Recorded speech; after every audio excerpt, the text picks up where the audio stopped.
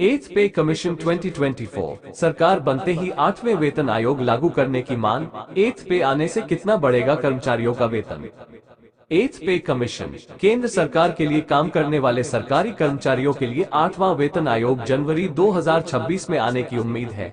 साल की शुरुआत में 7 मार्च को केंद्रीय मंत्रिमंडल ने महंगाई भत्ते डीए को 4% बढ़ाने पर सहमति व्यक्त की, जिससे ये बेसिक सैलरी का 50% हो गया। केंद्र सरकार के लिए काम करने वाले सरकारी कर्मचारियों के लिए 8वां वेतन आयोग जनवरी 2026 में आने की उम्मीद है। साल की शुरुआत में 7 मार्च को केंद्रीय मंत्रिमंडल ने महंगाई भत्ते डीए को 4% बढ़ाने पर सहमति व्यक्त की, जिससे ये बेसिक वेतन का 50% हो गया। सरकार की 4% डीए बढ़ोतरी से देश में 1 करोड़ केंद्रीय सरकारी कर्मचारियों और सेवानिवृत्त लोगों को सीधे मदद मिली। 1 जनवरी 2024 से ये नई दरें लागू हो गई हैं। महंगाई भत्ते के साथ साथ कर्मचारियों के हाउस रेंट पेमेंट HR में भी बढ़ोतरी की गई। एट्थ पे कमीशन आयोग की मांग कर रहे हैं केंद्रीय कर्मचारी। डीए अब बेसिक वेतन के 50% के बराबर है। डीए के 50% पर पहुंचने के बाद केंद्र सरकार के कर्मचारियों की कई यूनियनें चाहती हैं कि सरकार 8वां वेतन आयोग लागू करे। केंद्र सरकार में रेलवे यूनियनों जैसे कई समूह 8वें वेतन आयोग के गठन की मांग कर रहे हैं। कई समाचार स्रोतों का कहना है कि 8वां वेतन आयोग जनवरी 2026 में लागू होने की संभावना है। 8वां वेतन आयोग कब से लागू होगा।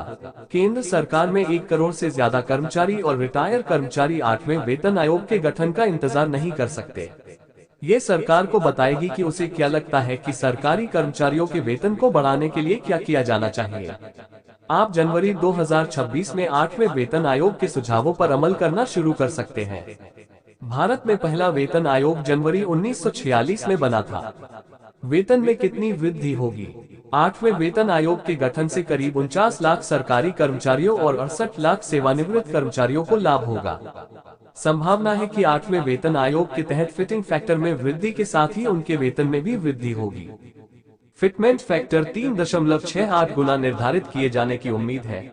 सरकारी कर्मचारियों के लिए न्यूनतम मूल वेतन 18,000 रुपये है। अगर फिटमेंट फैक्टर 8,000 रुपये बढ़ता है तो उनका मूल वेतन 26,000 रुपये हो जाएगा।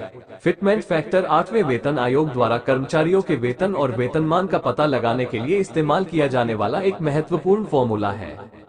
सरकार को लिखा कर्मचारी संगठन ने पत्र भारतीय रेलवे तकनीकी पर्यवेक्षक संघ ने कार्मिक, लोक शिकायत और पेंशन मंत्रालय DONPT को एक संदेश लिखकर सरकार से 8वें वेतन आयोग का गठन करने और पहले से मौजूद सभी समस्याओं को ठीक करने के लिए कहा है, ताकि समस्याएं फिर से न हो। कार्मिक और प्रशिक्षण विभाग DONPT की ओर से यह पत्र वित्त मंत्रालय के व्यय विभाग को भेजा गया ताकि वे अगला कदम उठा सके। व्यय विभाग वेतन आयोग के सुझावों को लागू करने का प्रभारी है। 7वां वेतन का गठन साल 2014 में हुआ था। वर्तमान 7वें वेतन आयोग की स्थापना 2014 में की गई थी और इसके सुझावों को 2016 में अमल में लाया गया। तब से केंद्र सरकार ने अपने कर्मचारियों को वेतन में लगभग 23% अधिक पैसे दिए हैं। औसतन हर 10 साल में एक केंद्रीय वेतन आयोग का गठन किया जाता है। हालांकि ये कानून द्वारा आवश्यक नहीं है। वेतन आयोग पेंशनभोगियों और केंद्र सरकार के लिए काम करने वाले लोगों के वेतन, भत्ते और अन्य सुविधाओं और भत्तों पर विचार करता है, उन्हें विकसित करता है और उनमें बदलाव का सुझाव देता है। 1946 में पहला वेतन आयोग बनाया गया था। महंगाई भत्ते की गणना लगाने का फॉर्मूला सरकार के लिए काम करने वाले सरकारी कर्मचारियों को डीए मिलता है और रिटायर होने वाले लोगों को डॉक्टर मिलता है। हर 6 महीने में दाम और डॉक्टर बढ़ता है।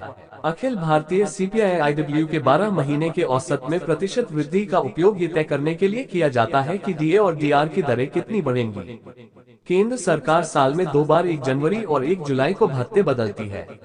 आमतौर पर मार्च और सितंबर या अक्टूबर में विकल्प सार्वजनिक किया जाता है। 2006 में केंद्र सरकार ने सेवानिवृत्त लोगों और केंद्र सरकार के लिए काम करने वाले लोगों के लिए डीए और डीआर की गणना करने के तरीके